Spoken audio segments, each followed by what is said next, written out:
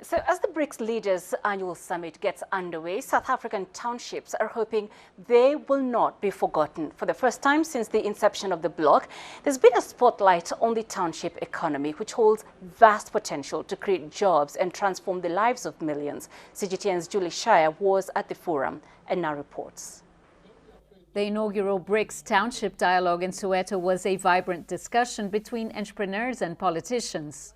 If you have some impression of the Chinese history of reform and opening era, beginning 40 years ago, we started with the SMEs. We call that TVS, Township and Village Enterprises.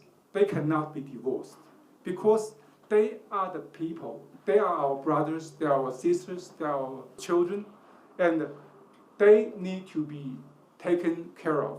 These areas once confined Black people and kept them away from opportunities in cities. Since the turn of democracy, townships have still largely been snubbed by big business, despite being hotbeds of economic opportunity.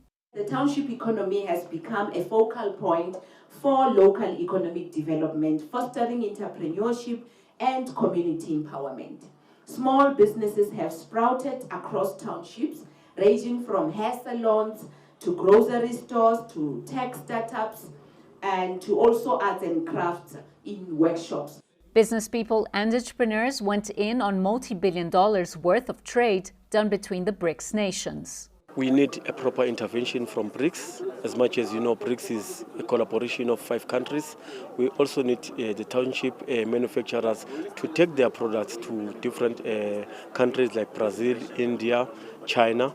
It will be a very good element in terms of growing our township economy. Some of the countries in the BRICS, like China, it's so much developed that the innovation is their everyday life. So we do have hope that China could come and do the same thing in South Africa. Communities here have called on member states to move beyond talking and want to fast-track implementation. There's a lot of red tapes. When you're looking for funding, sometimes you get a red tape.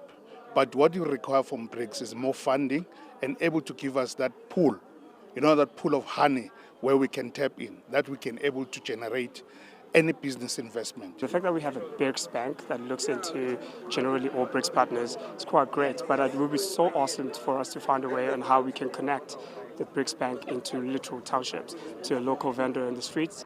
South Africa's township market is a tough one to understand, yet it presents immense opportunities to rebalance the socio-economic challenges and bring life to the economy.